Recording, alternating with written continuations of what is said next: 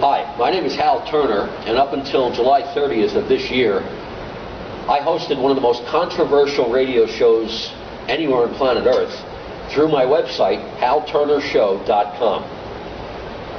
At the end of July, I was under so much pressure from the media, special interest groups, and the federal government that I just couldn't sustain the show anymore. They used every tactic possible to get me off the air because I was revealing information that they didn't want the public to know.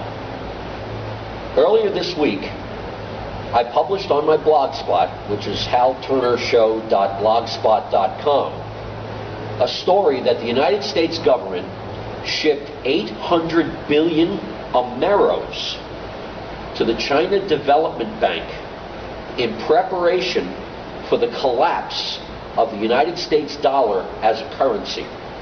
A lot of people around the world visited my blog. Many were astonished that this claim was being made, and a lot of people thought it was a hoax. Well, ladies and gentlemen, it wasn't a hoax. I have one of the Ameros from that shipment. This is an Amero.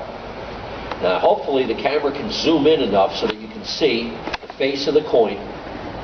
And now I'm going to turn it around so that you can see the reverse of the coin, because the reverse is really important.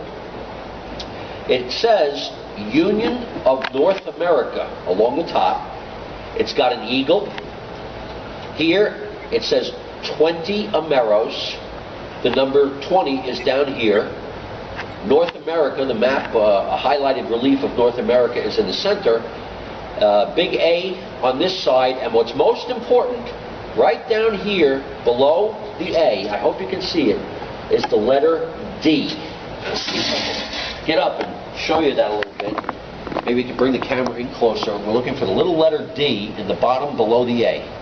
That indicates that this coin was minted at the Denver Mint in Denver, Colorado. And what's even better is, on the front, at the bottom, look at the year. This was minted in 2007. And I'm going to sit back down, and I'm going to bang this coin on the table here so you can hear that it's actually a metal coin. This is one of the Ameros that was destined for the China Development Bank. And the reason this Amero currency has been shipped to China is because China presently holds about $2.5 trillion, with a T, $2.5 trillion in U.S. cash, thanks to our trade imbalance with China. Governments around the world now understand that the U.S. dollar is going to become worthless. It's going to get exhausted as a currency, simply because the United States federal government is spending so much money that it has to borrow 80 to 90% of the savings from around the entire planet in order to fund its deficit spending. Governments around the world know that this cannot continue, and that probably within 6 months, I'd say, maybe by February of 2009, the United States dollar as a currency is going to collapse. In anticipation of that, the government of the United States has begun making a new currency, the Amero. They plan on merging the United States with Canada and Mexico. And this Amero currency will replace the U.S. dollar, the Canadian dollar, and the Mexican peso. Those of you who thought that my report about Ameros being shipped to China would do well to take a good hard look at this coin. This is irrefutable proof that shenanigans are afoot at the highest levels of the U.S. government, the Canadian government, and the Mexican government. Let me explain to you what's going to happen, how the U.S. dollar is going to collapse.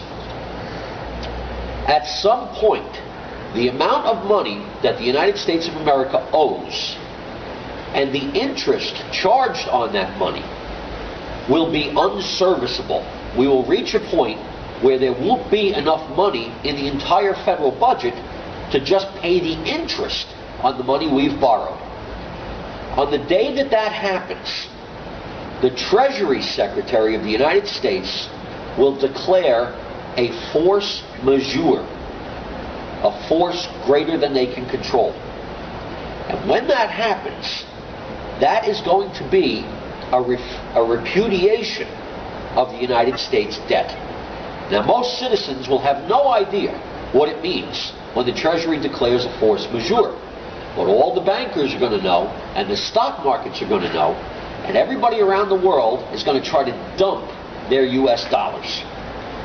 Within a matter of days, the U.S. dollar is going to be worthless because nobody around the world wants it. And when that happens, the Treasury Secretary will then demonetize the dollar. And what that means is that the dollar will no longer be money.